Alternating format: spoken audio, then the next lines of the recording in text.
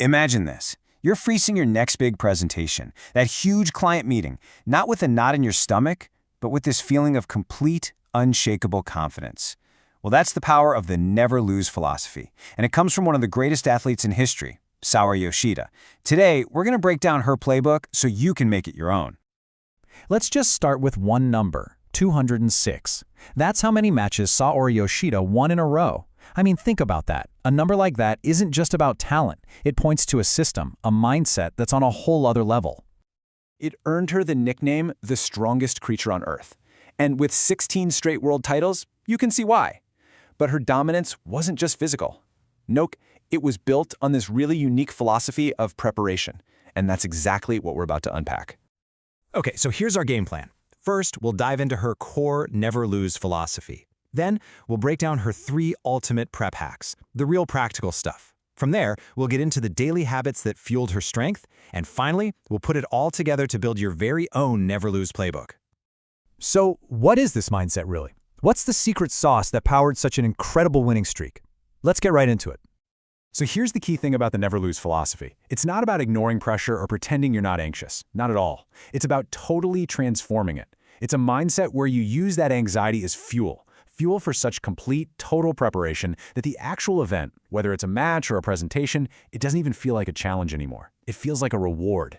It's the victory lap you get to take because the real work is already done.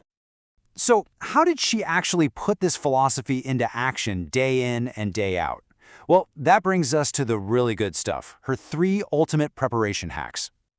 These are the 3 pillars of her ritual.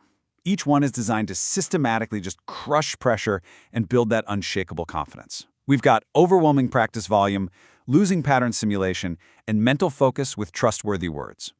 First up, overwhelming practice volume. For Yoshida, anxiety wasn't just some feeling she had to deal with. It was a signal that her preparation wasn't finished yet. So she would just train, relentlessly, until she could look in the mirror and honestly say to herself, "I've prepared this much, there is no way I can lose." So here's how you can use this. The next time you feel that anxiety creeping in before a big meeting, don't just sit with it.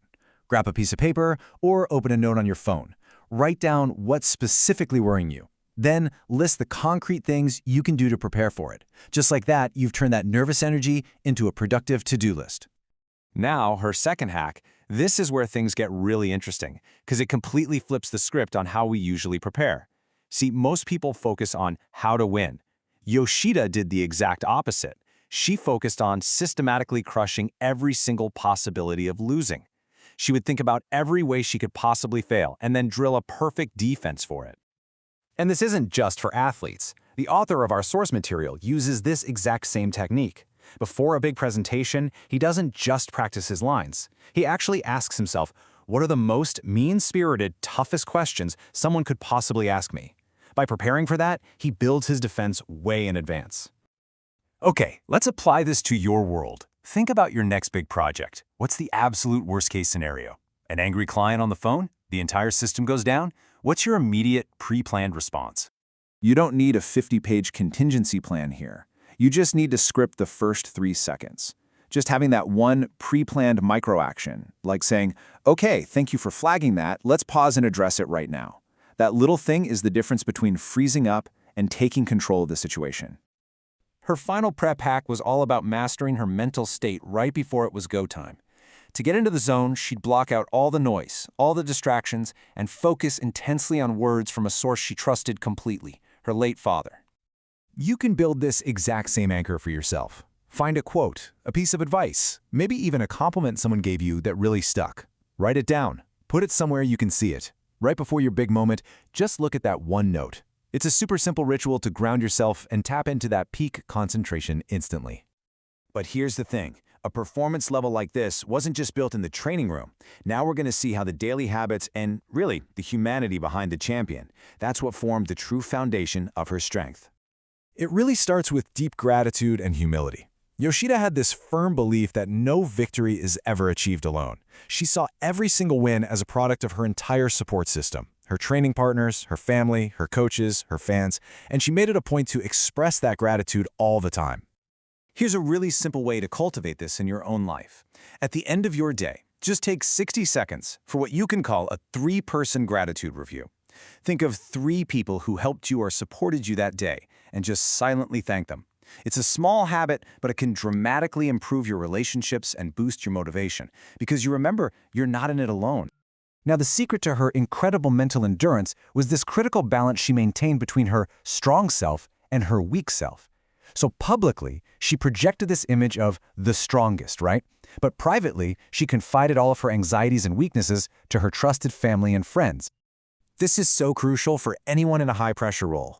You can be strong for your team, but you have to protect your own mental health. So make it a non-negotiable habit. Schedule time each week to just talk honestly about your anxieties with someone you really trust. This balance isn't a luxury, it's literally what prevents burnout. Okay, let's bring this all home. It's time to build your Never Lose playbook. So, how do we make all of this work for you starting today? Here are the core principles to remember. First, overwhelming preparation turns anxiety into energy. Second, true strength is built on gratitude. Third, confidence is just the result of piling up practice. And finally, panic is prevented by simulating and crushing your failure points before they even have a chance to happen. And listen, you don't have to become Saori Yoshida overnight. That's not the point. The key is just to start small.